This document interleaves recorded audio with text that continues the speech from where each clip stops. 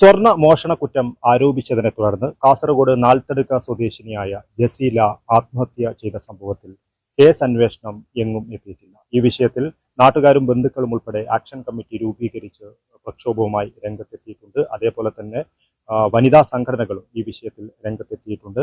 വനിതാ ലീഗ് നേതാവും അതേപോലെ തന്നെ കാസർഗോഡ് നഗരസഭാ ചെയർപേഴ്സണുമായ ഷാഹിന സലീമാണ് നമ്മോടൊപ്പം ഉള്ളത്. ഈ ഒരു വിഷയത്തിൽ വനിതാ ലീഗിന്റെ നിലപാട് എന്താണ്?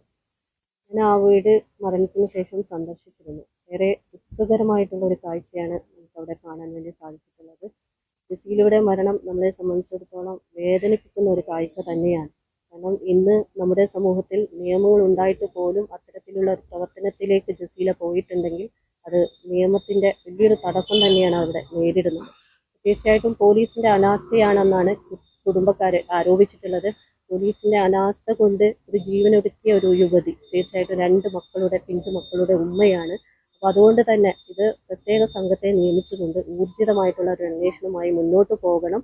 അതില്ലെങ്കിൽ ശക്തമായിട്ടുള്ള നടപടിയുമായി വനിതാ ലീഗിന്റെ നേതൃത്വത്തിലുള്ള പരിപാടികൾ ഒക്കെ നടത്താനുള്ള പ്രവർത്തനമാണ് നമ്മൾ ആലോചിച്ചിട്ടുള്ളത്. അപ്പോൾ എന്തായാലും ഊർജിതമായിട്ടുള്ള ഒരു അന്വേഷണം പോലീസിന്റെ ഭാഗത്തുണ്ടാകണം.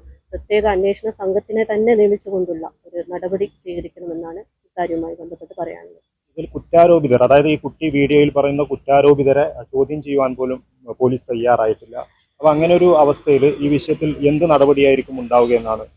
എന്തായാലും നമ്മളെ സംബന്ധിച്ചിടത്തോളം കുറ്റം ആരോപിച്ചിട്ട് പോലും കുറ്റവാളികളെ കണ്ടെത്താൻ പറ്റാത്ത ഒരു സാഹചര്യമാണ് നിലവിലുള്ളത്. അപ്പൊ അവരെ സംരക്ഷിക്കുന്ന രീതിയിലേക്കാണ് പോലീസ് മുന്നോട്ട് പോകുന്നത്. അപ്പൊ തീർച്ചയായിട്ടും അങ്ങനെ ഉണ്ടാവാൻ പാടില്ല. കുറ്റവാളികളെ നിയമത്തിന് മുന്നിൽ കൊണ്ടുവരണം, ശക്തമായിട്ടുള്ള ശിക്ഷ നൽകണം.